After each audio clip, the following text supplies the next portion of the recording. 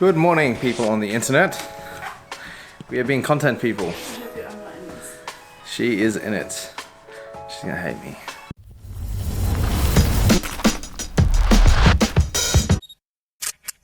We are going for a drive down to the coast to scout a location and talk about some things about business and about everything that's going on. Yeah, we've got some big plans at the moment with the businesses, plural, and trying to figure stuff out, but there's a lot that's going on, a lot that we're gonna, I guess, talk about in the next couple of weeks and months and years. But yeah, it's gonna be good. Alright, so at the moment, there's a couple businesses that we are currently running, but also building in the future. But one of the main challenges that I'm currently coming up with is capacity in our commercial videography business. We're coming into already we are in a full month, and the next month is already full, but we only have a team of 2 in our current team, myself and someone else, and Matt.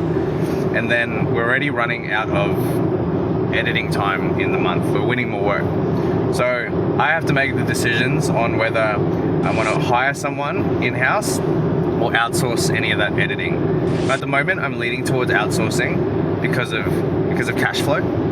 It's just something that it can help tide us over. But again, the issue with outsourcing, which I've experienced before, is unless an editor works very frequently within the business and we have enough time to refine their process, it's sometimes hit or miss what we get. And then we have to try and either re-edit it somehow, or if they're not using the right software, it's hard. So trying to make that decision now on whether outsourcing is the right decision or if we need to make a hire. It's a fun challenge, and it's something that I've been burnt with in the past a little bit. But I had a good conversation yesterday with one of our clients who's actually built an $80 million construction business, and just hearing him talk about how he's hiring somebody every week at the moment, and he has refined his recruitment process down, is really encouraging. So I think there's people out there who I can talk to and hear their process, hear how they hire, why they hire. And he was saying to me that at the moment, the way that he's approached the hiring process is by making sure that he's always hiring people who will be a good culture fit. So I've taken that on board. And he said, for the first couple months, if that's the first couple hires, it doesn't necessarily pay off straight away, but it's a long-term thing where in 6 months, 12 months, you've kept and hired a good employee and they're now productive and the cash they pay for themselves. So I'm trying to take that and try to apply it as I enter this next 5th year of business. And yeah, it's challenging, but gotta have some faith, right? Part of the journey. But anyway, we're off to the Gold Coast. Right, we are at Burleigh Heads. It's a beach. Burleigh Foots. Burleigh Heads. Burleigh Foots. Annie's gonna practice some more photos. I want to be good at photos. Annie's gonna get really good at doing photos. Photos. And she's actually given me some content ideas, such as Don't be bad. don't be bad. And also, Be good. what are some of the things that I wanted to tell myself for my first year of business? Also have a change of clothes. So I might talk about that. It's very bright. So bright. Oh, so bright.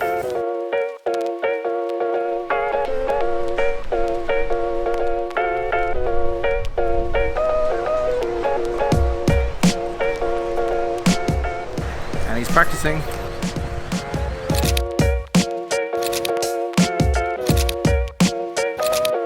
It's an absolutely stunning day out here at Burleigh. Okay, we've done a few photos and he's been practicing on me. I've been a model, which is always fun, never awkward.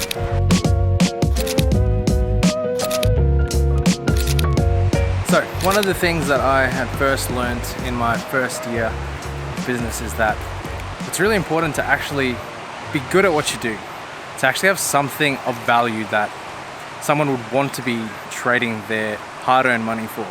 Because at the end of the day, whether you're dealing with another business as a service or providing a product, or you're dealing with an end consumer as a service or a product, they need to see that the value of what you do, what you're providing is more, and it's enough for them to want to part with some money for. So getting good at what you do is probably the number one thing that I would have done, and I did do, but I would definitely suggest doing.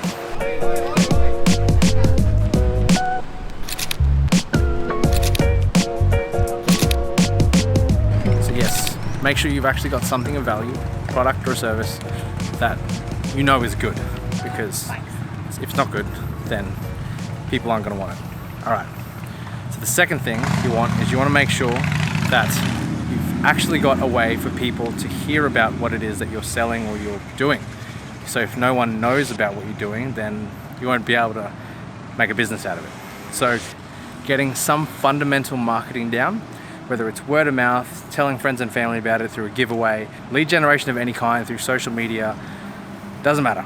Just some way to get the first person to have an experience with your product, and then make sure that you get them to say how good it was, if it was good.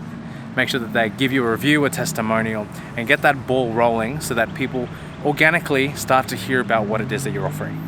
And again, if it is good, people will want to tell their friends and their family. So make sure that it's good.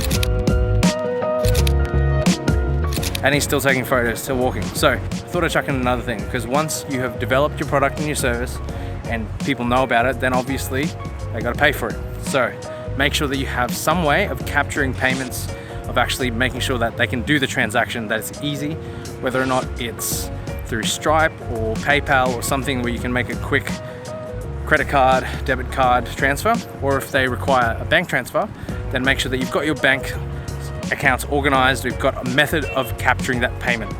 Because fundamentally, business is you have a product or a service that someone's willing to trade money for, they hear about it, and then you're able to capture that transaction.